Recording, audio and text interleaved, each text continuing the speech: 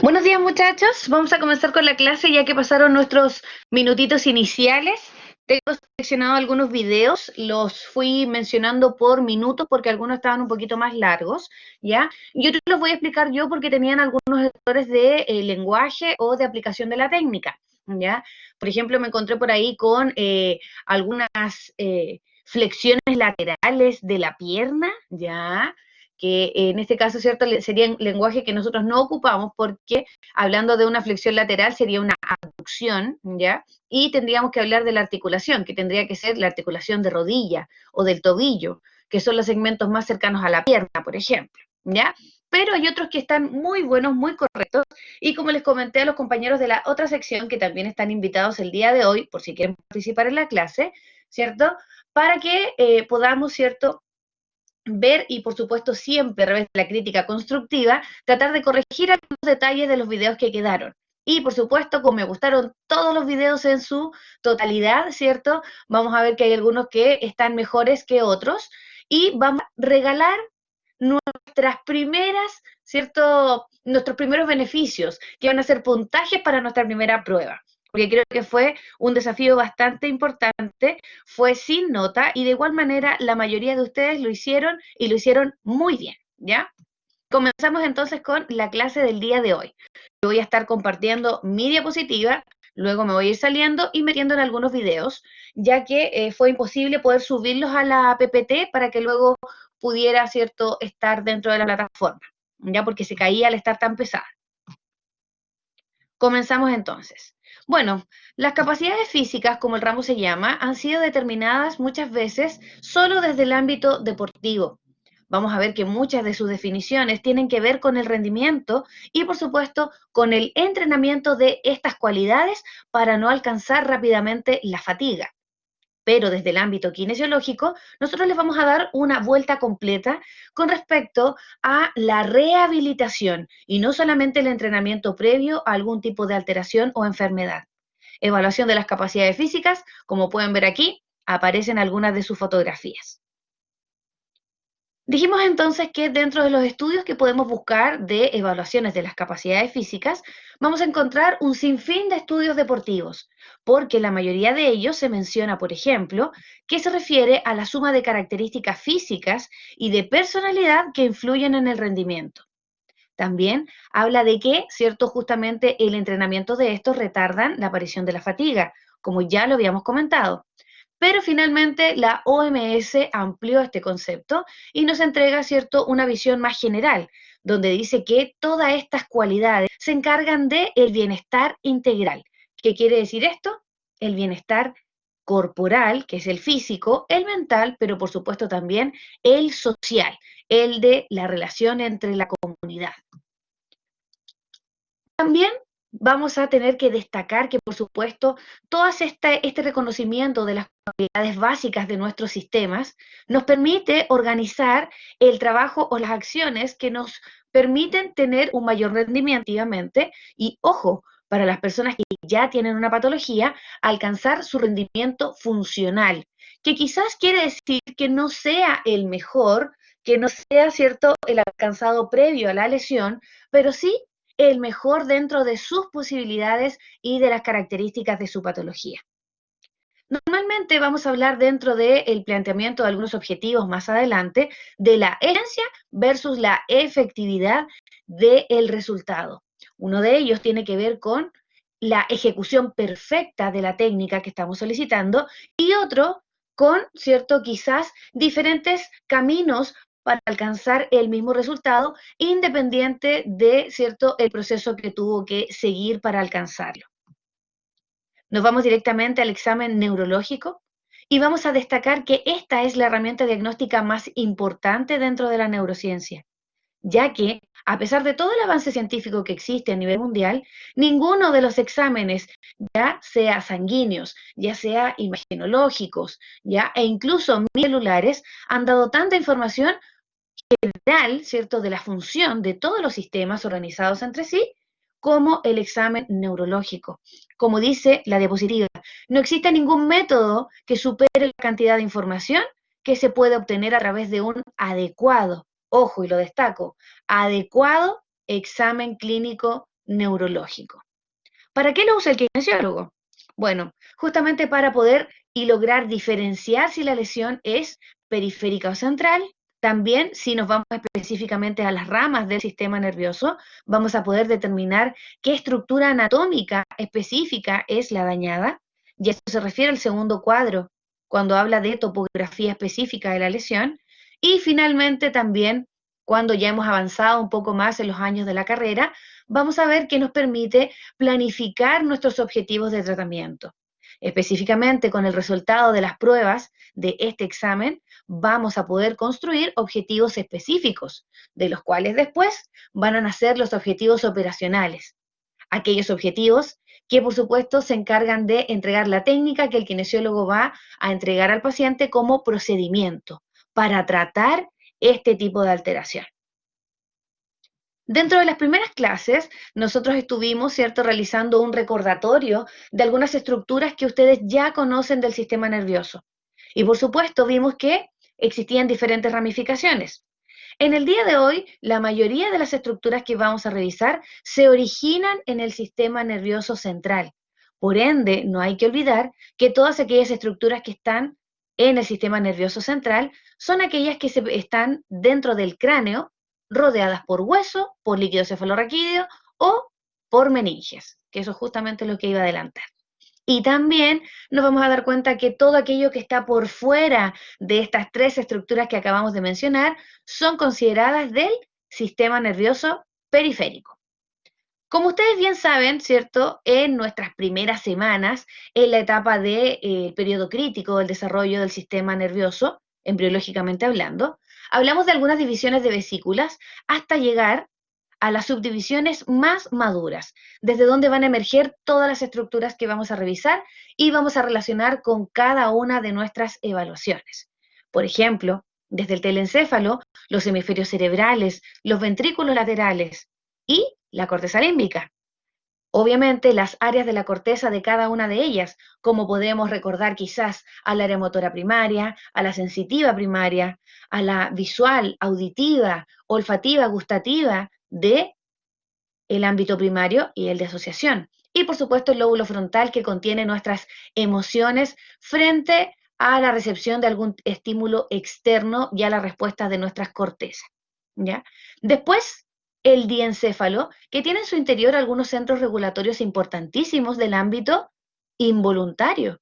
Por ejemplo, lo que luego en el sistema nervioso periférico vamos a llamar sistema nervioso autónomo, por ejemplo, como el hipotálamo, que regula algunas funciones como los reflejos protectores del vómito, ¿cierto? Incluso la respiración, el hambre, la sed, la saciedad, el sueño, entre otros. Y por supuesto, otras estructuras del diencéfalo como el tálamo, el hipotálamo, la glándula pineal, la hipófisis, que es la glándula maestra, entre otras. Por supuesto, considerando al tercer ventrículo.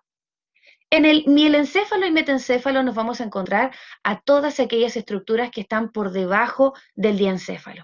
Por ende, vamos a encontrar, por ejemplo, antes se me había pasado, ¿cierto?, que teníamos al mesencéfalo, que es la única vesícula que no se subdivide en otra. Y por supuesto no hay que olvidarla porque desde ahí también salen algunos pares craneales, que ya vamos a comentar, ¿ya? Como el 3 y el 4. Y los colículos superiores para los estímulos visuales y los inferiores para los auditivos. Ahora sí me voy al mielencéfalo y al metencéfalo, y aquí vamos a encontrar a todas aquellas estructuras por debajo del mesencéfalo. Y vamos a mencionar, ¿cierto? Por ejemplo, al cuarto ventrículo, al cerebelo y a la protuberancia, en el caso específico del mielencéfalo, y la última estructura del tronco que es el bulbo raquídeo para el metencéfalo. Estructuras, ambas, tanto protuberancia y bulbo raquídeo, bastante numerosas en cantidad de pares craneales, que también vamos a evaluar dentro del examen neurológico. Y finalmente la médula espinal, que ustedes saben que también participa dentro de la cadena del arco reflejo para los movimientos involuntarios. Comenzamos entonces a revisar los exámenes básicos del examen neurológico completo. Tenemos entonces que existen diferentes herramientas que ustedes deberían manejar como estructuras y escalas básicas para estas 9 funciones que considera el examen médico y que nosotros como kinesiólogos incluso vamos a separar en ramas más específicas. Por ejemplo, el estado de la conciencia, los pares craneales, el trofismo, el tono, la fuerza muscular, los reflejos de estiramiento muscular, los reflejos patológicos, la sensibilidad y la coordinación. Algunos dirán, profe, pero no aparece la propiocepción. Sí, aparece dentro de unas ramas. Algunos me dirán, profe, pero no aparece el equilibrio. Sí, también aparece dentro de estas 9 ramas y ya vamos a descubrir cuáles son. Nos vamos directamente al estado de conciencia y por supuesto aquí quiero mencionar que solamente me llegó un video de los grupos que fuimos seleccionando las diferentes secciones, pero este video era solamente explicativo. Por ende, también lo voy a enviar, lo voy a adjuntar dentro de los archivos que se envían con la presentación, pero aquí voy a algunos ejemplos con estas imágenes después de leer la escala diferenciada para el adulto y para el paciente pediátrico. Tenemos entonces, los estados de conciencia siempre, ojo, siempre es el puntapié inicial para la evaluación del examen neurológico. ¿Por qué? Porque es muy importante que contemos con la atención y la comprensión de las instrucciones que vamos entregando al paciente para que nuestras pruebas de adelante no se mantengan con sesgo. ¿Qué quiere decir esto? Que sean efectivamente entregadas por nosotros y por supuesto, ¿cierto? La reacción del paciente o la respuesta sea perfectamente registrada por el evaluador, ¿ya? Así que claramente necesitamos, ¿cierto?, un estado de conciencia mínimo para que este paciente pueda reconocer las instrucciones, entenderlas y aplicarlas. Ojo, si no contamos con estas reacciones, difícilmente vamos a poder realizar el examen neurológico de inmediato. Solamente algunas pequeñas ramas las vamos a poder aplicar. Y si no, vamos a tener que esperar estabilizar al paciente para luego, después de este evento agudo, poder evaluar, ¿cierto?, todo el screening neurológico que vamos a comentar a continuación. La escala internacional menciona solamente a una de las clasificaciones que, ojo, inicialmente se creó para el TEC agudo, para el traumatismo encefalocraniano agudo, pero en la actualidad, gracias a sus 3 ítems, se pueden ocupar en otros tipos de ciertos traumatismos, generalmente también en el paciente policontuso o politraumatizado, que puede tener en este caso traumatismos externos en diferentes regiones y no solamente en el encéfalo. Esta escala es mencionada como Glasgow. Y por supuesto aquí vamos a encontrar respuesta ocular, verbal y motora. Aparece en esta diapositiva con letras blancas, pero me parece que en la que descargué en el PDF está con letras negras para que se vea un poquito más destacado. Antes de volver a la imagen, vamos a ir directamente a la escala, donde vamos a observar, por ejemplo, que existen estas 3 divisiones, tanto para el paciente pediátrico como para el adulto. En el caso del adulto, vemos que están efectivamente ordenadas las respuestas de apertura de los ojos, respuesta verbal y respuesta motora. Por supuesto, la primera, la más básica, va en orden en esta escala. La primera que nosotros esperaríamos frente a un estímulo verbal o motor es la apertura de los ojos, a menos que los globos oculares estén dañados y por un reflejo doloroso, esto, ¿cierto? Y los párpados se mantengan fuertemente cerrados. Vamos a encontrar que frente a un estímulo externo como la voz, la persona debería, ¿cierto? Si tiene una buena conexión con el medio, abrir espontáneamente sus ojos y por ende tendría una puntuación número 4, al igual que en el lactante. Al hablarle directamente, y ojo, no solamente con un grito, ya encontraríamos un puntaje número 3. ¿Cuál es la diferencia entonces? Me dirán algunos. Ojo, muchas veces no es necesario de inmediato hablarle al paciente. Si el paciente se encuentra con los ojos cerrados, ¿cierto? Y usted viene caminando hacia él y él abre los ojos solo con escuchar el estímulo, es puntaje 4, ¿ya? Si no se mantiene con los ojos abiertos y están cerrados hasta que usted llega y le habla, este se clasifica como un puntaje 3. ¿Se entiende, muchachos, la diferencia? Depende solamente del posicionamiento del paciente. Si el paciente está con los ojos abiertos o cerrados. Si los abres antes o después de que usted le habla. Seguimos entonces y por supuesto, si es que esto no funciona solamente con el estímulo del habla, vamos a ver que sí puede abrir los ojos con el estímulo doloroso. Así que muchas veces vamos a aplicar algún estímulo de presión profunda, ya sea con nuestros dedos o con algún tipo de instrumento que tenga una consistencia sólida. Y finalmente, ¿cierto? Si es que no existe una respuesta que era dolorosa con puntaje 2 en ambos tipos de pacientes, vamos a puntuarlo con un tipo 1, donde por supuesto aquí el paciente no responde frente a la apertura de los ojos con ninguno de los estímulos ya mencionados. En el ámbito verbal, vamos a ver que la respuesta verbal es lo que conteste el paciente frente a nuestras preguntas. Vamos a ver que si el paciente está orientado, si sabe su nombre, dónde está y qué le pasó, por supuesto va a tener puntaje 5. Si está confundido y dentro de estas 3 preguntas básicas solamente quizás contesta cuál es su nombre o por qué está ahí o qué le pasó, ¿cierto? Vamos a ver que el puntaje es 4. Veamos cuál es la diferencia con el lactante, ya que este no puede tener un lenguaje fluido. Vamos a ver que este tipo de paciente que tiene el mejor puntaje de la respuesta verbal va a responder frente al estímulo con balbuceos, con palabras cortas, con frases adecuadas o con algún tipo de sonrisa, respuesta del llanto cuando tiene dolor y con algún cierto tipo de gesto también, ¿cierto?, frente a nuestra respuesta verbal. Ojo, ¿en qué tipo de paciente se aplica este tipo de escala? Se dice que la escala del lactante debe estar aproximadamente aplicable hasta los 2 años, por eso se llama de la lactancia, lactante, ¿ya? Por ende, podemos encontrar niños de 2 años que hablen y otros, ¿cierto?, que solamente tengan respuestas de sonrisa o de llanto. Ojo, el puntaje número 5, sonrisa y llanto, tiene que ver con un gesto, que se note que el paciente está conectado a mí y no que está llorando solamente porque está en shock, por ejemplo, ¿ya? Sino que yo le haga alguna pregunta, ¿cierto? Y él sonría o llore mirándome, tratando de mostrarme su angustia o su tranquilidad a través de los gestos, ¿ya? Después de ello, el puntaje número 4 para el lactante se refiere a las palabras inadecuadas, al llanto continuo y no con la conexión, ¿cierto?, de la mirada o de la facie para el examinador. Puntaje 4. Para el puntaje 3, vamos a ver que en el adulto las palabras son inadecuadas y en el lactante es llanto y gritos exagerados. Aquí el paciente ya cayó completamente en shock y es muy difícil calmarlo. Después de ello, ¿cierto? En el adulto hablamos de puntaje 2 con sonidos inespecíficos y en el caso del lactante son gruñidos, donde ahí ya no hay llanto, ¿ya? Y finalmente el puntaje más grave sería la ausencia de la respuesta verbal, al igual que en la lactancia. Puede ser por algún tipo de obstrucción de la vía aérea, por ejemplo, algún tipo de cierto espasmo de la musculatura de esta zona y por supuesto también con la disminución del patrón respiratorio. Recordemos que cuando ya no está ingresando aire o saliendo, por supuesto que las cuerdas vocales no van a vibrar y no va a poder emitir ningún tipo de sonido. Así que el puntaje número 1 es bastante grave en este caso.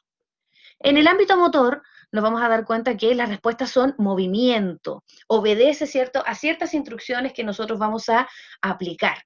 Así que aquí, el paciente con puntaje número 6, por supuesto que va a estar conectado y atento, va a tener una apertura de los ojos probablemente cercano al puntaje 4 o 3, también va a tener un puntaje dentro de la respuesta verbal entre 5 y 4, y vamos a obtener en este caso que obedece órdenes. Si usted le dice, ¿cierto?, quédese tranquilo o, ¿cierto?, levante este brazo, ¿cierto?, abra la mano, diferentes tipos de movimientos que, ojo, generalmente van a ser siempre indicados por el evaluador desde el segmento distal, que abra la mano, que mueva los deditos del pie, ¿cierto?, que mueva este tipo de estructuras. ¿Por qué no el esqueleto axial, que es cabeza, ¿cierto?, columna o tronco? Bueno, generalmente para el paciente policontuso es muy riesgoso que podamos pedirle que realice ese tipo de movimientos. Si tiene un antecedente de accidente de tráfico, ¿cierto? Caída de altura, etcétera. Porque justamente si vamos a ir a mover la columna cervical, el cráneo o el tronco, podemos favorecer que algún tipo de fractura existente pueda desplazarse y este fragmento, ¿cierto?, afilado de los huesos pueda dañar a otras estructuras circundantes. como nervios y vasos sanguíneos. Así que, por supuesto, nunca al paciente policontuso, ¿cierto?, se le va a pedir que pueda mover columna cervical, tronco o cráneo. Generalmente es esqueleto apendicular y segmento distal, manos y pies, ¿ya? Bueno, después de ello, si es que el paciente no está tan afectado en su segmento apendicular, va a lograr a través de sus manos probablemente localizar el dolor. Esto también, ¿cierto? Es muy importante y tiene puntaje número 5. Los niños, aunque no hablen, entienden instrucciones y pueden lograr apuntar dónde les duele. En el caso del puntaje número 4, vamos a ver que retira al dolor. ¿Qué quiere decir esto? El paciente no puede apuntar donde le duele, pero yo, como evaluador, voy a ir tocando algunas zonas que pienso sospechosamente dolorosas y cuando toque estas regiones, el paciente va a retirar al dolor, o sea, va a esquivar, ¿cierto?, con una contracción espasmódica y va a tratar de que no le toque estas zonas, ¿ya? Normalmente este tipo de contracción espasmódica es involuntaria y es una respuesta protectora frente al dolor. Otra respuesta que aquí, ¿cierto?, ya van a ser un poquito más graves, vamos a encontrar a la flexión anormal y a la extensión anormal. En ambos casos son puntaje número 3 y número 2. Ambos tienen un tipo de relación con la altura del daño. Vamos a ver que cuando existe una lesión que está por debajo del bulbo raquídeo, donde se produce la decusación de las fibras, vamos a encontrar que tiene una flexión anormal. Vamos a darnos cuenta que efectivamente que incluso si tiene relación con el bulbo o por debajo del bulbo, vamos a encontrar un patrón flexor en el paciente. ¿Qué quiere decir esto? Que vamos a encontrar que el paciente se mantiene con una triple flexión de extremidad superior, que es en este caso flexión de muñeca, de codo y de hombro, con aducción de hombro muy marcada, ¿ya? Y en el caso de extremidad inferior vamos a encontrar una hiperextensión, extensión de cadera, rodilla y flexión plantar. En el caso del puntaje número 2, se habla de la extensión anormal, y esto es aún más grave porque los centros afectados están por encima del bulbo raquídeo, por encima de donde ocurre la decusación de la información, ¿cierto? Y la información motora, por supuesto. Vamos a ver entonces que en esta etapa el paciente se mantiene en una hiperextensión, o sea, mantiene la extensión de cadera, rodilla y flexión plantar en extremidad inferior, y en superior va a tener patrón también extensor. Va a tener, si bien es cierto, mantiene la aducción de hombro, va a haber una extensión de codo, de muñeca, y por supuesto vamos a ver que los dedos también van a estar completamente en extensión o en una pequeña flexión, descansando, pero, ¿cierto?, con un aumento del tono muy característico, que esto tiene que ver con otra escala que vamos a medir más adelante, que es la escala de Ashworth modificada. Bueno, si no existe ningún tipo de respuesta motora y el paciente se mantiene, ¿cierto?, en una postura probablemente desde donde se accidentó o desde donde se dañó, ya si lo atropellaron se mantuvo solamente en esa posición y no logra salir de ella, vamos a hablar de la ausencia de la respuesta motora, ya que incluso por respuesta protectora nuestro cuerpo trata de acomodarse cuando nos sucede un accidente. ¿Ya? Trata de acomodarse en la posición más cómoda, pero si no alcanzamos ni siquiera eso, quiere decir que el daño es bastante grave y probablemente pueda propiciar la muerte, ¿ya? Así que también es el puntaje mínimo de esta escala. Para aquellos que trabajaron con la escala de Glasgow, coméntenme por favor, ¿cuál es el puntaje más grave, el cálculo más grave que yo puedo entregar del paciente? ¿Será puntaje 0? Ojo que todos deberían saber esto porque, ¿cierto? Estuvieron trabajando en grupos primero analizando las diferentes escalas. Y dentro de la tarea, ¿cierto? Yo les entregué a la escala de Glasgow. ¿Cuál será el puntaje mínimo obtenido en Glasgow?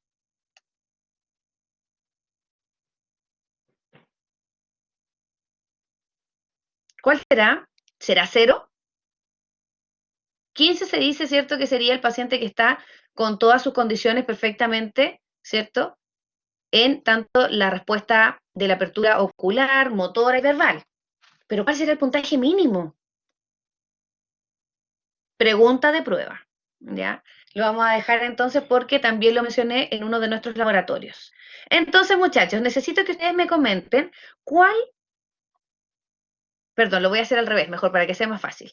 En la primera fotografía que voy a apuntar aquí, vamos a darnos cuenta que el paciente, ¿cierto?, está recostado en el suelo. Aquí, ¿cierto?, un profesional del SAMU, se nota inmediatamente por su uniforme, está realizando una prueba. La prueba que está realizando este evaluador es del ámbito apertura ocular, del ámbito respuesta verbal o del ámbito respuesta motora. ¿Qué está evaluando? Después vamos a ver la respuesta del paciente. Primero quiero saber qué está evaluando en esta fotografía que estoy apuntando. Por aquí Marjorie le salvó la vida y dice que, es cierto, el puntaje mínimo de la escala de Glasgow es 3. Exactamente, ausencia, ausencia y ausencia tienen puntaje 1 en cada una de las subdivisiones de esta escala. ¿Qué estaría evaluando aquí si está tocando al paciente? Exacto, podría ser más de una, muy bien, Michael, porque, ¿cierto?, en la apertura ocular, si es que el paciente no responde, ¿cierto?, solamente de forma espontánea. Si no responde frente a un estímulo verbal, se le va a aplicar, ¿cierto?, un estímulo táctil, ¿ya? Así que efectivamente puede ser, muy bien, Michael, ¿ya? Otra importante, ¿cierto?, es frente a la respuesta motora. También, ¿cierto?, nosotros vamos a tratar de ir tocando, nosotros ya dijimos, ¿cierto?, las diferentes zonas del cuerpo, si es que el paciente no puede identificar la región que le duele, ¿ya? Y la respuesta del paciente, ¿qué pasa aquí? Que este paciente, ¿cierto?, a pesar de que lo están tocando, ¿cierto?, mantiene sus ojos cerrados, la cabeza no está direccionada, ¿cierto?, enviando su expresión facial al evaluador, sino que está hacia un costado. ¿Qué pasará? ¿Qué puntaje le podríamos poner aquí? Por ejemplo, en el ámbito de apertura ocular, ¿qué puntaje le pondrían? Ausencia, ¿cierto? Ya. Y en el ámbito verbal, lo que se ve en la imagen, recuerden que esta imagen es estática.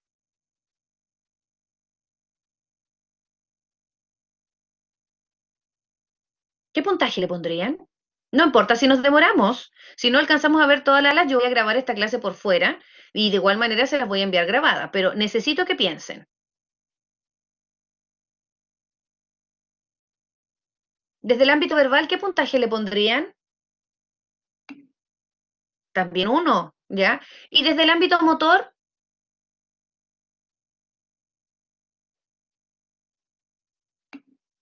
también, ¿ya? Así que esta paciente está muy grave, nos vamos a dar cuenta.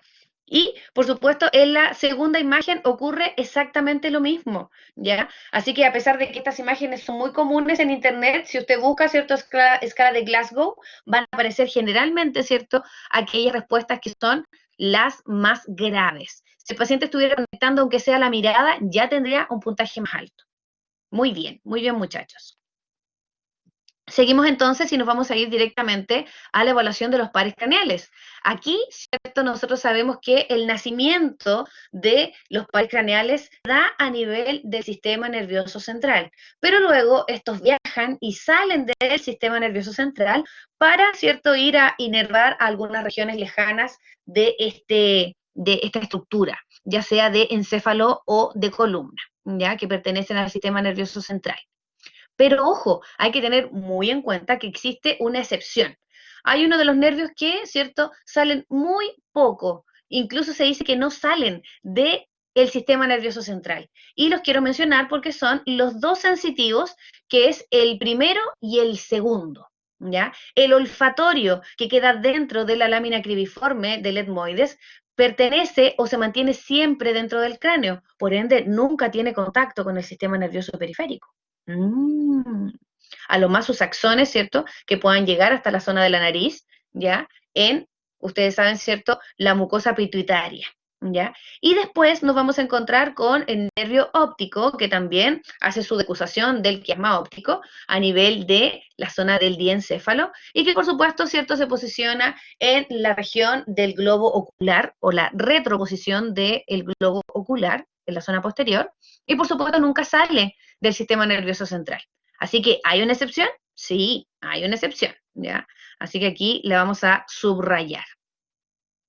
Bueno, lo relevante de esto, de los videos de los pares craneales, es que algunos estuvieron muy largos, así que voy a tratar de enviarles incluso los minutos en los cuales, ¿cierto?, son las pruebas específicas, pero me imagino que algunos también, por un recuerdo anatómico, querrán ver el video completo, que están súper buenos porque están súper informativos y correctos. Vamos a encontrar entonces que los pares craneales los clasificamos como motor sensitivo o mixto, y por supuesto su revisión debe ser sistemática. ¿Qué quiere decir esto? Ordenada. Además debe ser bilateral y finalmente debe ser comparativa. Recordemos que cada uno de estos pares tiene una rama derecha y una izquierda.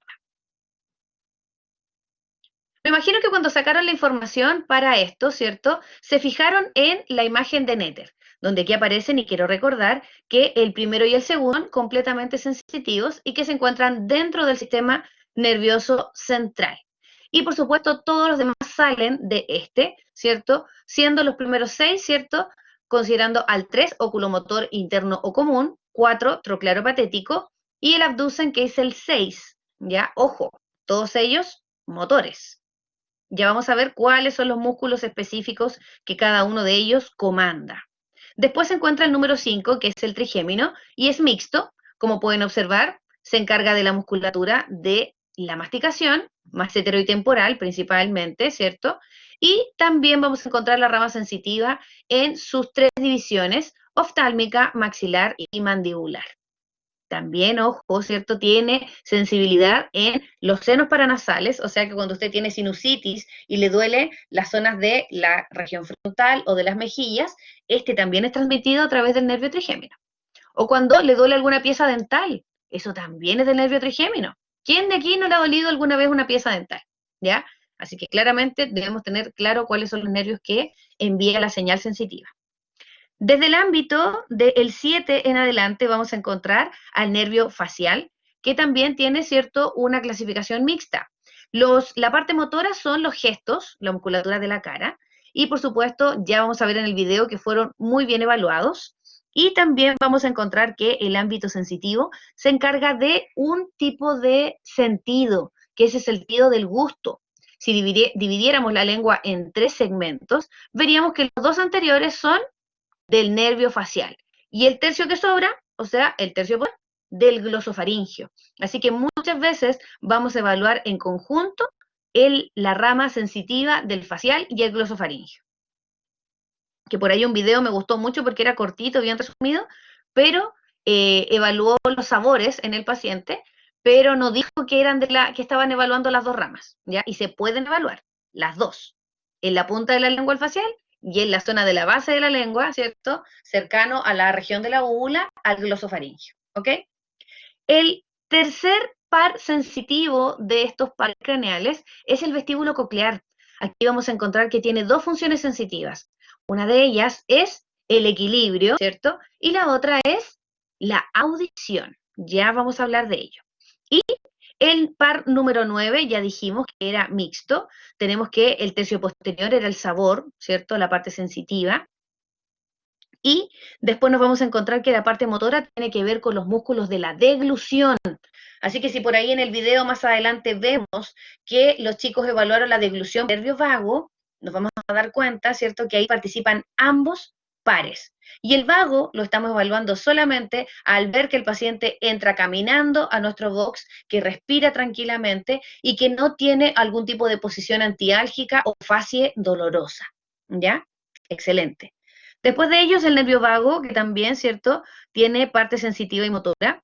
Motora para los latidos del corazón, la musculatura respiratoria, el paladar, la faringe, la laringe, tráquea, bronquios, sistema gastrointestinal, etcétera, ¿ya? Y la parte sensitiva es todas aquellas estructuras, pero, ¿cierto?, la sensibilidad de ella. Así que si usted, por ejemplo, en el video que vamos a revisar, hacemos, ¿cierto?, deglutir al paciente una botella, ¿cierto?, con agua, el contenido del agua, ¿cierto?, va a pasar suavemente por las estructuras anatómicas y no debería provocar dolor. Pero nosotros preguntar al paciente si lo provoca o no, ¿ya? Ya para saber en este caso si es que hay algún tipo de alteración en alguna estructura en particular, o solamente para saber si siente o no siente, ¿ya? El par 11 y 12 son completamente motores. Vamos a ver que el accesorio, también llamado espinal, tiene a cargo músculos muy conocidos como el esternocleido, occipito mastoideo y el trapecio. Aquí vamos a ver, ¿cierto?, si existe movilidad e incluso algunos de inmediato evalúan fuerza muscular de estas estructuras a través de la escala de Daniels. Pero por ahora me conformo con que, ¿cierto?, evalúen el movimiento voluntario a través de la imitación, que el terapeuta diga, ¿cierto?, y realice los movimientos que el paciente debe hacer y que éste copie en espejo. Y finalmente, el último de los pares craneales, que es motor, y es el hipogloso, y que se encarga de los movimientos de la lengua. Nosotros sabemos que la lengua es muy importante para la formación del bolo alimenticio, para llevar el alimento hacia posterior y pasar, ¿cierto?, desde una etapa voluntaria del sistema digestivo a una involuntaria, o sea, de la ingestión a la deglución, ¿ya? Así que ya lo vamos a revisar. Veamos el video entonces, voy a sacar esto de pantalla, la diapositiva, ¿ya? Porque si no, no se ve el video luego la grabación. Y ustedes me tienen que avisar, ¿cierto?, si se ve el video o no. Recuerden que vamos a cruzar los deditos para que el sistema nos responda de forma adecuada, ¿ya? Ahí yo ya en pantalla. Déjenme ver que se queda un poquito más pegado. Ahí recién se está viendo mi pantalla. Ya voy a ver diferentes videos que ya tengo abiertos aquí en pantalla. Y vamos a seleccionar algunos videos que nosotros fuimos revisando y que me gustaría que ustedes pudieran ver. Vamos a abrir entonces el video de los pares craneales. Ah, disculpen. Si vamos a comenzar en orden, vamos a comenzar por un video que los chicos de forma muy inteligente, como era muy pesado, lo subieron a YouTube. A mí esta tecnología me supera, yo no soy tan tecnológica.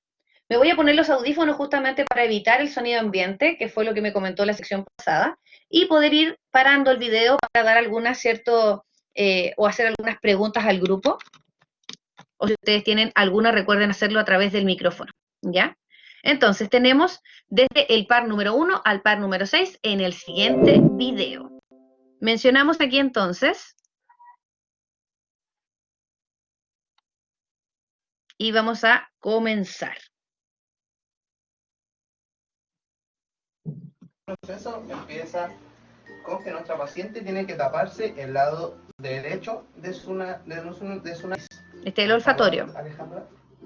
Muy bien. Aquí va la primera sustancia para que el paciente pueda reconocer la sustancia de una buena manera. ¿Qué sustancia es, Alejandra? Jabón. Por favor, tápate el orificio izquierdo. A lo menos deben ser 3 aromas distintos. ¿Qué sustancia es? Café. Muy bien. Bueno, con esta evaluación nosotros determinamos que la paciente Alejandra Castro tiene un muy buen funcionamiento del primer par craneal, que es el nervio olfatorio.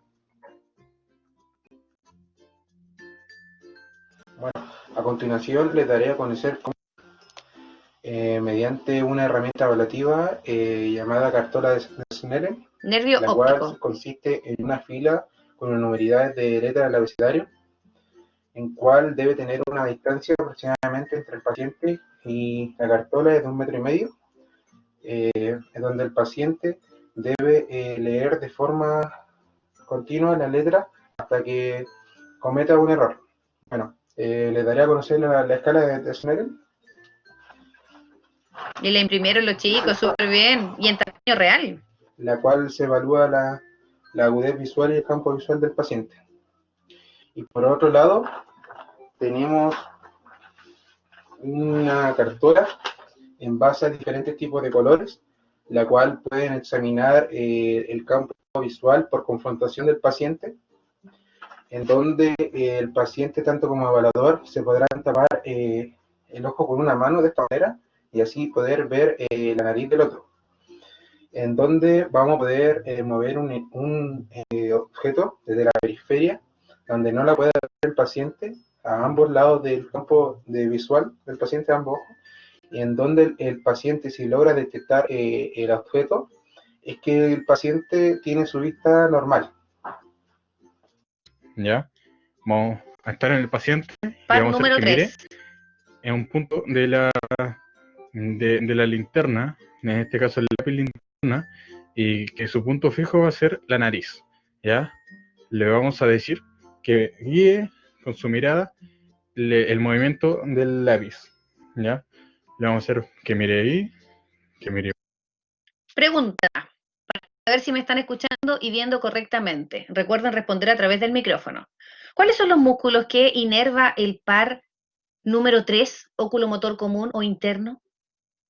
Porque, ojo, debemos tener muy claro eso para saber cuáles son los movimientos que el compañero va a evaluar a través de su objeto, ¿cierto? Que es un lápiz linterna.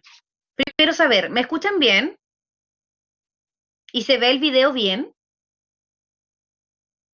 ¿Sí? ¿No? Sí, profe. Ya.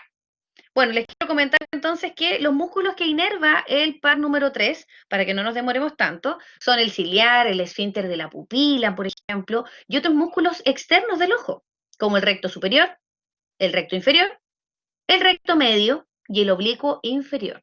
¿Ya? Son bastantes. ¿Quiere decir que los restantes son del troclear y del abducens? Efectivamente.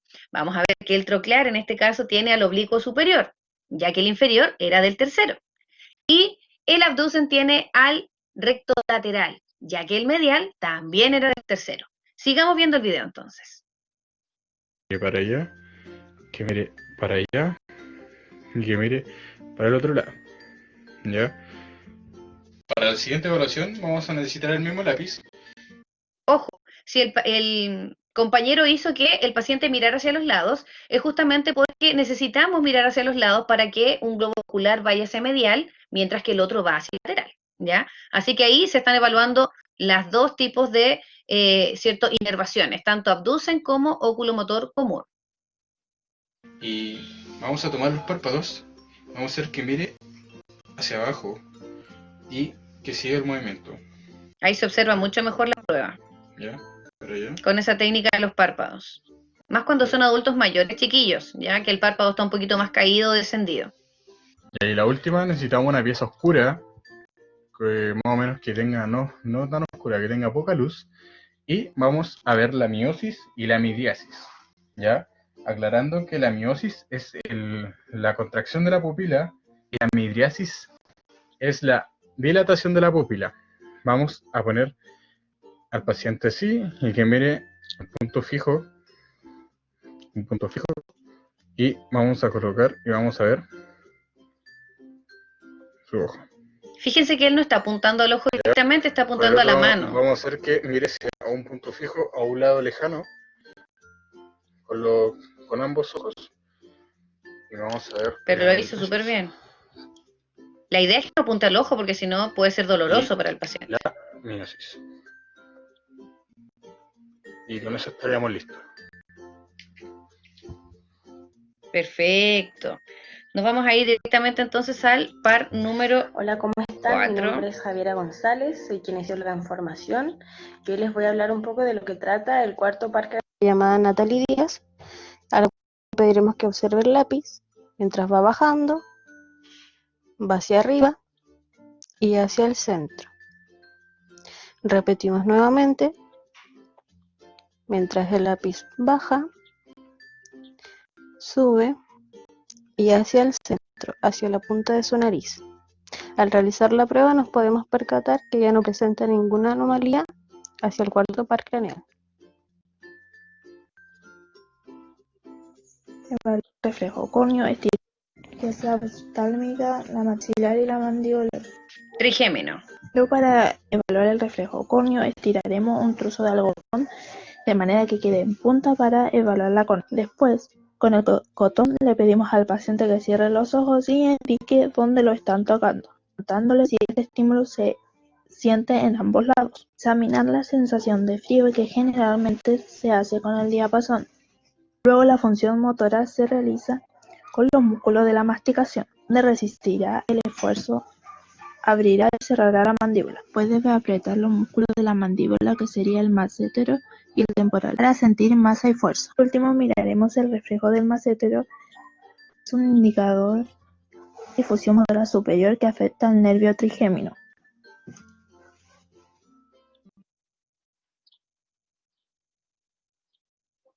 La voy a detener un poquito. Me encantó la creatividad, porque si efectivamente no contaban con una herramienta, ¿cierto? Como el diapasón, lo hicieron con una cuchara. Y eso era súper fácil y es, ¿cierto? Una herramienta dentro de su set neurológico que yo quiero que ustedes tengan. Ojo, la evaluación sensitiva que hizo su compañera en las diferentes ramas, si se dieron cuenta, era bilateral, así que estaba bien hecha a pesar de que el video, ¿cierto?, les quedó un poquito rápido. Y efectivamente tenía que ver con los con los exteroceptores, que son los termos, los mécanos y los nocioceptores. Todos esos estímulos se pueden evaluar. En el video se observa que solamente se realiza una evaluación de los mecanorreceptores y el tacto superficial específicamente dentro de esta rama, pero se pueden ocupar las otras también, ¿ya? Para que les quede claro. Martina, ahora necesito que con su mirada siga el movimiento del lápiz, ¿ya? Este es el abducens. Derecha, izquierda, arriba, abajo, al frente. Martina, en este caso no presenta ninguna alteración al nervio porque realizó correctamente los movimientos que se le pedían. Muy bien. Ya tenemos entonces listo la primera parte de los pares craneales y ahora vamos a ver la segunda parte. La segunda parte tiene que ver con un video que también me pareció muy bueno porque estaba cortito, ya por eso lo pudieron subir los chicos, lo acortaron lo más posible y lo vamos a revisar a continuación, del 7 al 12º par craneal. Se le solicita al paciente que cierre los ojos fuertes y apretados y se realizará una resistencia. Me Pedimos encantó que la levante paciente. sus cejas, que muestre sus dientes, que risque su nariz. Si el paciente puede cumplir con esto, está bien evaluado nuestro par craneal número 7.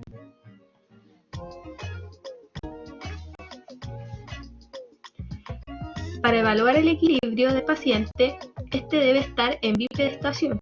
El examinador debe estar posterior al paciente y solicitar que éste haga una abducción de brazos a 90 grados, que relaje su cabeza y la deje caer hacia atrás.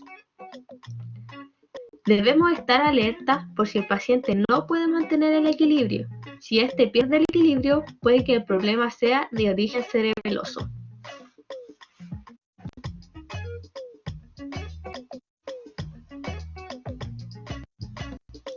El kinesiólogo le va corrigiendo la postura. Para evaluar la sensibilidad auditiva, se puede tener al paciente sentado en una camilla o silla. Como profesionales nos situaremos frente a este explicándole que nos diga cuando logre escuchar el sonido del roce de los dedos teniendo sus ojos cerrados y que distinga de qué lado viene el sonido, si por su lado derecho o izquierdo o si el sonido es de ambas partes. Voy a destacar algo muy importante que hicieron acá sus compañeros y a lo mejor lo hicieron sin saber, pero les comento que efectivamente la respuesta auditiva se debe realizar con una mirada frente a frente con el paciente, porque la hiperextensión de columna, por ejemplo, si el paciente estuviera en una silla y yo estuviera de pie, me tuviera que estar mirando hacia arriba, este tipo de movimientos cierran la trompa, ¿cierto?, de Eustaquio y algunos canales conectados directamente con los músculos del cuello y el canal auditivo interno, y esto desfavorece, ¿cierto?, el paso del estímulo auditivo, ¿ya? Por el nervio que en este caso, ¿cierto?, lo transmite. Así que fue muy interesante que aquí el compañero, ¿cierto?, sentó en una estructura más alta a la paciente, teniendo en cuenta que es una infante, y él se posicionó, ¿cierto?, más fácilmente por delante de este para entregarle las instrucciones. Me hubiese gustado que el paciente estuviera más con los ojitos cerrados, ¿ya? Pero, ¿cierto?, anda bastante bien el video.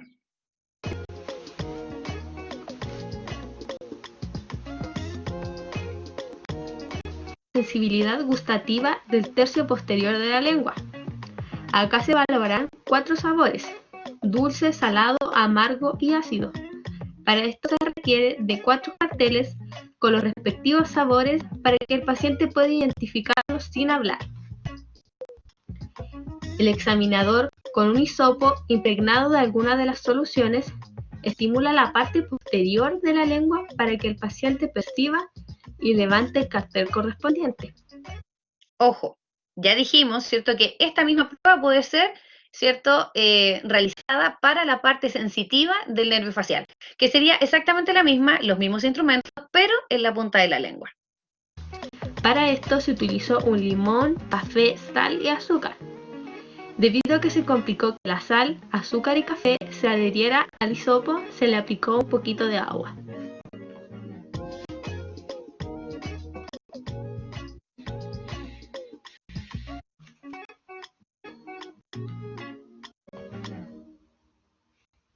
Para evaluar el nervio vago, le solicitamos al paciente que tome agua para así asegurarnos de que tenga una buena deglución.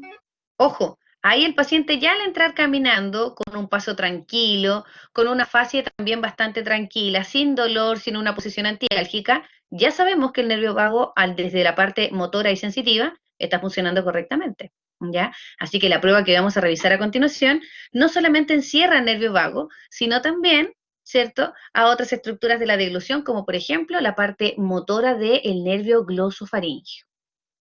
Que traiga con facilidad sin que exista paso retrógrado de la nariz cuando se cierra la nasofaringe. También debemos solicitarle al paciente que abra su boca y diga "ah". Debemos fijarnos en la simetría del paladar blando, el movimiento y la posición de la úvula. Si este llegase a tener un lado más caído que otro o la úvula se ve desviada por alguno de los dos lados, es porque existe una lesión.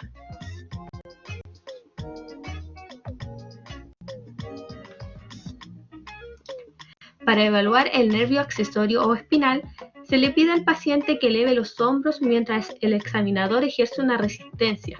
Esta maniobra evalúa la correcta inervación del músculo trapecio. A continuación, se le pide al paciente que gire o incline la cabeza hacia ambos lados para evaluar el músculo ECOM. Luego también le pediremos al paciente que haga el mismo movimiento, pero ahora el examinador hará una resistencia y evaluará el músculo ECOM nuevamente para ver su trofismo. Se dieron cuenta que muchas veces se les puede entregar la instrucción o de inmediato aplicar una prueba de resistencia. Si nosotros sabemos que el paciente viene con dolencias en esta musculatura, claramente le vamos a pedir al principio solamente movimientos para saber si puede vencer la gravedad, ¿cierto? Y si tiene rango completo. Pero si no viene con ningún tipo de antecedente de alguna lesión en esta región, podemos de inmediato aplicar las resistencias frente al movimiento. Y ya aprovechar, ¿cierto?, en este examen de evaluar el Daniels a nivel de columna cervical. Así que esta prueba puede ser ocupada de ambas formas. Para evaluar el nervio hipogloso, solicita al paciente que abra la boca, observe la lengua y se le da la indicación de moverla hacia los dos lados 2 veces seguidas. Hay que fijarse en la punta de la lengua a ver si sufre algún tipo de reacción. Luego el examinador hace otro ejercicio, el cual es hacer presión constantemente con los dedos mientras el paciente realiza fuerza con su lengua. Se repite esto 2 veces, viendo también si hay algún tipo de reacción al ejercer presión. Excelente, chiquillos. Los quiero felicitar porque este video era cortito para toda la información que traía, ¿ya? Y los videos fueron relatados súper bien por la persona, no sé quién habrá sido la relatora, así que quedé fascinada. Yo estaba hasta enternecida. Emoción en mí difícil de sacar, ¿eh? Así que los felicito, chiquillos. Fui yo, dice la Scarlett. Habla muy bonito, Scarlett. Habla de corrido. No solamente es bella por fuera, sino bella por dentro. Inteligente. Muy bien, ¿ya? Así que los felicito a todos, chiquillos. Me gustó mucho la participación de la familia. Súper jugada la familia. Me encantó y la creatividad. Así que los felicito. Yo estoy fascinada con esto, ¿eh? No puedo más de amor. No puedo más, ¿ya? Después, ¿dónde más vamos nosotros? Ya revisamos pares craneales. Nos vamos directamente a la diapositiva de trofismo. Ojo, el trofismo fue evaluado dentro de la evaluación que nosotros ya vimos en los músculos, ¿cierto? O los nervios motores de los pares craneales. ¿Por qué? Porque justamente cuando, ¿cierto?, se realizaban algunos movimientos, se marcan algunos músculos, como cuando hizo un giro de columna cervical y se marcó el ECOM, y, ¿cierto?, la terapeuta se veía que estaba palpando el recorrido. Bueno, justamente el trofismo es la valoración del volumen de la masa muscular. Pero ojo, que es una prueba bastante subjetiva, porque algunas personas, ¿cierto?, lo hacen solamente a la vista, y no habiendo tenido ningún tipo de experiencia previa con el mismo paciente, ¿ya? ¿Cómo lo hacemos nosotros para acercarlo a la evidencia? Bueno, generalmente cuando son tan evidentes como en la fotografía, vamos a realizar la medición de las circunferencias a través de una cinta métrica para saber cuál es la diferencia. Pero ojo, ¿Por qué esta prueba no es tan objetiva como a nosotros nos gustaría? Porque no determina la cantidad de grasa que pueda estar envolviendo al músculo.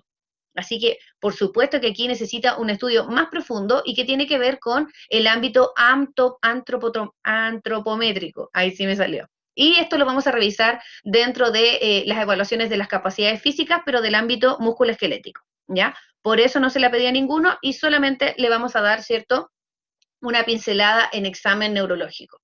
¿Por qué salió aquí? Bueno, porque claramente cualquier tipo de inactividad muscular crónica puede provocar una atrofia. Generalmente se da por algún tipo de lesión del nervio periférico. Así que claramente es un tipo de signología que se puede evidenciar en el examen neurológico o en el paciente con algún tipo de alteración de esta, ¿cierto?, rama del examen kinésico, ¿ya? Ojo, en el mejor de los casos podemos encontrar simetría. Este es el mejor de los casos, la simetría, que obviamente la podemos medir a través de la cinta métrica y el parámetro objetivable, cuantificable. Y en este caso, ¿cierto? Cuando hay asimetría, ojo, no solamente puede ser por atrofia, sino también puede ser por hipertrofia, ¿ya?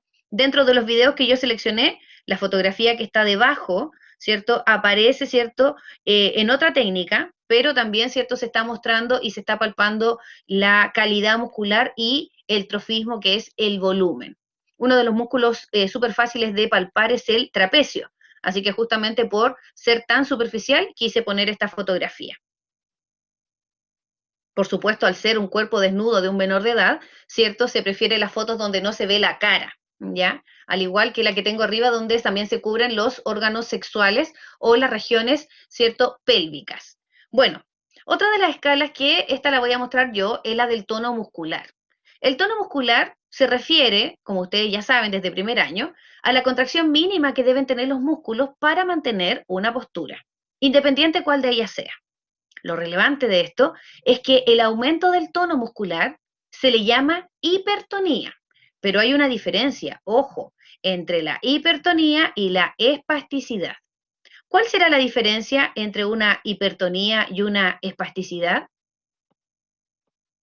Que esto también lo tiene que saber el kinesiólogo. Les comento que la diferencia es que la hipertonía es, en este caso, un aumento del tono constante, ¿ya? Y que se da incluso en los movimientos lentos. En cambio, la espasticidad tiene que ver con un daño más alto, por encima del bulbo raquídeo, de la pirámide de decusación. Y esto nos entrega un aumento del tono en diferentes graduaciones, pero que aparece específicamente frente a los movimientos más rápidos y que dificultan el inicio y el término del movimiento. Así que efectivamente esta es una diferencia bastante mínima, pero que vamos a poder observar en, ¿cierto?, la cámara, ya que ahora yo voy a compartir mi cámara para poder explicar la escala. Primero la vamos a leer de un documento que encontré, que es uno de los más actuales donde está publicada, y está en portugués, pero es bastante fácil poder leerla, ¿ya? Lo importante, ¿cierto?, que aquí no se alcanza a percibir mucho, dice escala de Ashworth modificada, ya que ya existió en algún momento una escala ya de Ashworth, pero que se mejoró dándole una graduación más, que era el +1. Bueno, les comento que las fotografías, la primera, la que está arriba, corresponde a un menor de edad, ¿cierto?, a un neonatal, una persona, ¿cierto?, recién nacida, con hipotonía. Normalmente el recién nacido, para que ustedes imaginen, o las personas que nunca han tenido contacto con un recién nacido, tienen un patrón flexor muy marcado. ¿Por qué? Por la posición que viene, ¿cierto?, ya trayendo este menor desde 9 meses atrás, ya desde su desarrollo en la etapa embrionaria. Por ende, muchos de sus músculos vienen acortados por este patrón flexor y luego recién del primer mes de evolución hacia el segundo, vamos a ver que el niño comienza por fuerza de gravedad, ¿cierto?, a alargar sus músculos para poder tener rango completo, principalmente de hombro y de cadera, ya que son los más marcados, los patrones flexores más marcados. Pero en este caso, este recién nacido, fíjense que tiene una abducción súper amplia, cuando el paciente recién nacido tiene aducción. En el caso de las caderas, exactamente lo mismo. Un paciente recién nacido no puede hacer este tipo de abducción de 180 grados, ¿ya? Es imposible. Esto se denota de inmediato que existe algún tipo de alteración del tono, ¿ya? Y en la fotografía de abajo vamos a observar que aquí hay, ¿cierto?, una hipertonía. Ojo que puede ser espasticidad porque, ¿cierto?, existe un factor que nos muestra que al parecer el paciente, la mano del paciente, está moviendo el segmento distal de este individuo y por supuesto al parecer está recibiendo un poco de resistencia ya que si mis ojos me acompañan, acá existe una demarcación de los músculos del antebrazo. Al parecer, ¿cierto? Se está aumentando el tono. Leamos la escala y luego, ¿cierto? Voy a compartir mi pantalla para poder realizar algunos ejemplos que queden grabados. Bueno, en la escala de Ashworth modificada vamos a hablar que existen todos estos ítems. Puntaje 0, puntaje 1, más 1, 2, 3 y 4. Voy a subrayarlo de otro color para que se vea mejor, con negro. Bueno, en el puntaje 0 vamos a ver que el tono es normal y que tiene en este caso la capacidad de reaccionar frente a diferentes posturas, pero no se resiste a ninguno de ellos y los permite fácilmente, ¿sí? Después de eso, vamos a ver que el grado número 1 dice que hay un aumento del tono al inicio o al final del arco del movimiento, ¿ya? Este aumento de tono generalmente es leve o de mediana intensidad, pero solamente en estos periodos, cuando comienzo el movimiento o cuando lo termino. El puntaje más 1, ¿cierto? Nos muestra aquí que esta resistencia frente al movimiento existe en menos de la mitad del arco del movimiento. O sea, que si mi extremidad superior, ¿cierto?, fuera esta, una línea va a ser el brazo y la otra va a ser el antebrazo, vamos a ver que si este tipo, ¿cierto?, de gráfica nos mostrara que el antebrazo se acerca al brazo, ¿ya? Veríamos que en la mitad del rango o menor a la mitad del rango, pongamos aquí la mitad con una línea punteada, en menor al rango, hasta aquí, por ejemplo, encontraría resistencia al movimiento, ¿ya? Ese sería grado 1 más. En cambio, si la resistencia al movimiento desde el inicio se mantiene superior a la mitad del rango del movimiento, ahí nosotros ya vamos a hablar de puntaje número 2. Ya lo voy a hacer con mi cuerpo, tranquilo, ¿ya? Y vamos a ver que el puntaje número 3 ya es un poco más complejo, porque nos vamos a dar cuenta que ya la resistencia al movimiento se encuentra superior, ¿cierto?, a la mitad, como lo dice el grado número 2, pero generalmente nos vamos a dar cuenta que nuestro segmento, por esta resistencia, ya tiene acortamiento de sus músculos y por ende el segmento se mantiene o con una semiflexión mantenida, donde no puede llegar a la extensión completa de codo, por ejemplo, o completamente en una extensión donde no puede llegar a los rangos de flexión, que son funcionales cercanos a los 90 grados, ¿ya? Así que ya aquí hay un bloqueo por acortamiento muscular. En el grado 3, vamos a poner ahí AM, acortamiento muscular. Y finalmente, en el número 4, vamos a ver que las partes o los segmentos móviles son completamente rígidos. No se puede mover absolutamente nada.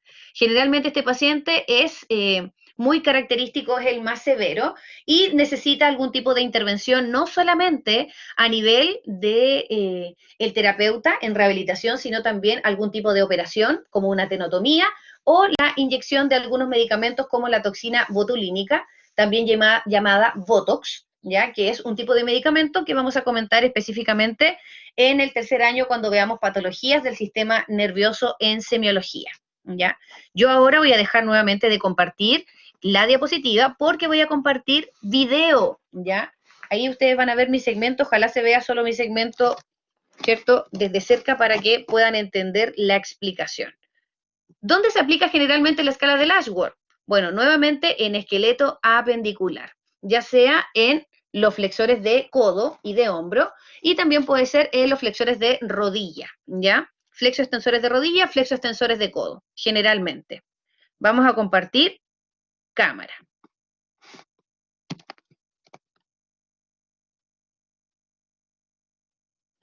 Ojalá se vea. Que yo estoy más abrigada que hija única. A ver ahí. Yo creo que se ve.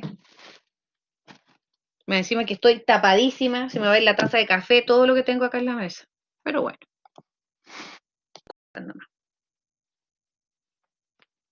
Ahí está mi segmento entonces. Se va a ver el pelo, ya no importa. Compartir pantalla. ¿Me ven? Hola, hola. Sí, profesora. Excelente, ya. Entonces, vamos a aplicar la escala del Ashworth en mi segmento, ¿cierto? Del antebrazo y el brazo. Vamos a tratar de que el antebrazo se acerque al brazo a través de la articulación de codo. En la primera, ¿cierto? Puntaje 0, vamos a ver que el profesional va a realizar una flexión, ¿ya? Velocidad dependiente, o sea, cada vez más rápido, lento, más rápido, más rápido, más rápido, ¿cierto? Y nunca va a encontrar resistencia al movimiento. Eso es 0. En el puntaje número 1, también va a comenzar desde lo más lento a lo más rápido, y en lo lento probablemente no encuentre resistencia, pero a medida que empieza a aumentar la velocidad de la evaluación, va a encontrar resistencia al inicio y después no. Resistencia al inicio, después no. Ojo, en el puntaje 1 también puede ocurrir al final. Puede ser que al inicio no tenga problemas, pero al final resistencia. Al inicio sin problemas, al final resistencia. ¿Sí? Puntaje número 1. Puntaje 1 más. Ahí vamos a encontrar, ¿cierto?, que existe la mitad del rango, que aquí sería, ¿cierto?, 90 grados, donde vamos a encontrar resistencia menor a los 90 grados y no superior a este, ¿sí? Veamos entonces. Vamos a encontrar resistencia no solo al inicio, resistencia, sino que resistencia todavía y casi al llegar a la mitad, recién, ¿cierto?, el segmento puede moverse libremente. Lo mismo de nuevo, resistencia al inicio, resistencia antes de la mitad y luego, ¿cierto?, el segmento puede moverse libremente. Ese era el 1 más. El 2 es el que tiene, ¿cierto?, la resistencia al movimiento superior a los 90 grados, hacia acá, ¿cierto?, hacia el hombro.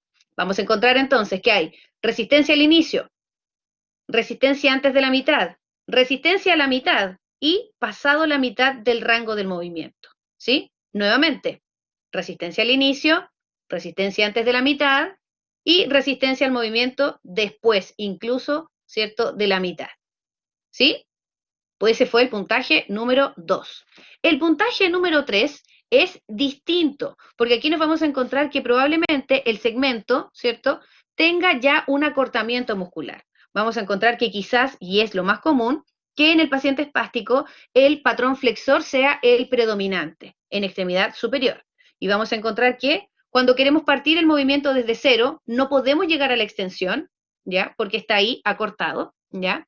Y, por supuesto, vamos a ver que tiene cierta facilidad para llegar al finalizar el rango de movimiento, pero no puede ir al inicio. Así que, lamentablemente, ahí encontramos resistencia. El número 4 es el más grave y, por supuesto, aquí vemos que la articulación está completamente bloqueada. Generalmente está en flexión de hombro, aducción de hombro, rotación interna de hombro, flexión de codo y, miren, la mano, inclusión de pulgar.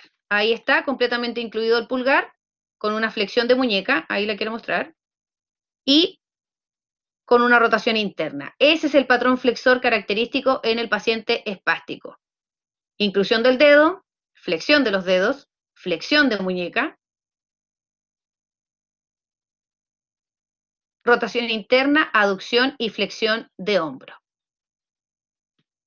¿Dudas sobre la escala de Ashworth, muchachos?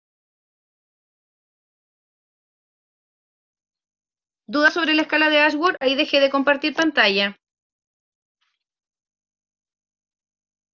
Sí, no, se escuchó, se vio completamente, Sí, profesora. ¿se escuchó con interrupciones o se escuchó bien? Se escuchó clarito. Ya, súper, porque quiero que quede bien en el video, que es lo que más me interesa. Vamos llegando a las 9:20. Uy, déjenme ver si alcanzamos a ver otra más, si no la mitad siguiente la grabo yo en la tarde y les voy a mandar el video completo, ¿ya? No hay problema con eso. ¿Dónde quedamos entonces? En la escala de Ashworth. Todos los documentos de los cuales fueron sacados, ciertos documentos científicos, desde donde se sacaron estas escalas publicadas, también los voy a adjuntar dentro de la clase. Si se dan cuenta ahora, ya tienen el primer documento, donde es el documento más cortito que encontré de examen neurológico, ¿ya? Desde donde vi que sacaron muchos de los videos también, así que fueron muy inteligentes en su búsqueda. Y también donde viene la escala de Daniels, que es el siguiente tema que nos tocaba revisar, pero que por tiempo yo creo que no vamos a alcanzar a profundizar, ¿ya? Así que nos faltaba fuerza. Ahí está la escala con el video correspondiente. Movimiento voluntario, que serían los miotomas.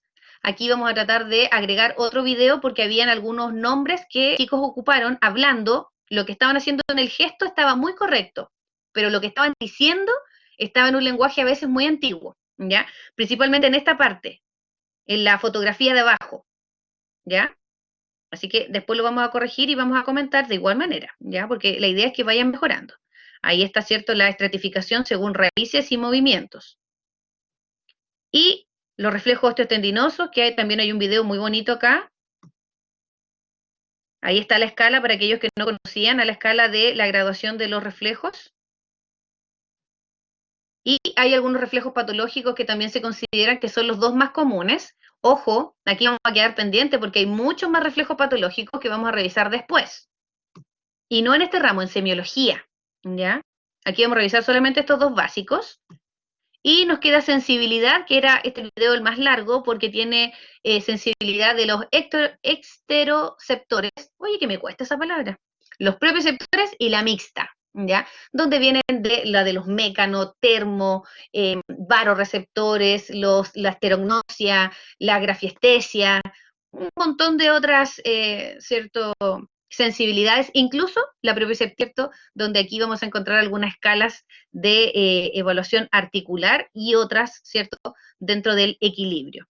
Y la coordinación, que la separa, ¿cierto?, todas las nomenclaturas que fuimos buscando, la separa. Vamos a encontrar coordinación estática y coordinación dinámica, que también se viene un videíto que ustedes trajeron, ¿ya? No sé si es el brillo de mi pantalla o las letras quedaron muy, muy blancas, que no se ven. Ahí voy a tratar de cambiarlas y enviar el documento de nuevo, ¿ya? Listo. ¿Dudas hasta el momento en la primera parte? ¿Sí? ¿No? Recuerden que ustedes y la otra sección también perdieron una clase por el mismo problema, por el tema de la conexión, ¿ya? Así que la clase que voy a grabar yo aparte les corresponde porque ahí sí no hubiesen perdido ninguna clase, ¿ya? ¿Dudas hasta el momento, muchachos? ¿Sí? ¿No?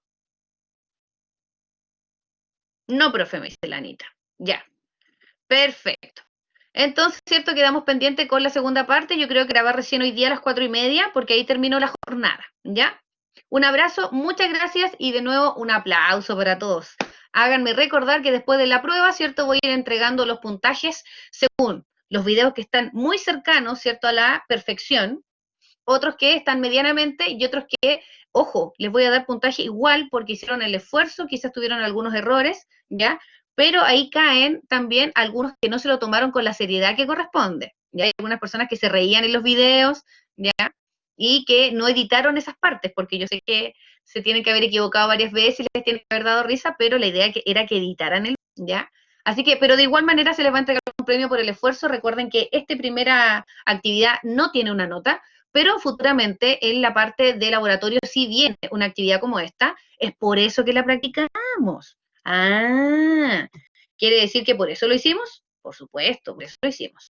Aquí les recuerdo finalmente mi correo institucional para que lo tengan claro y me puedan enviar, ¿cierto?, todas sus actividades a través de este correo y no del personal. ¿Ok?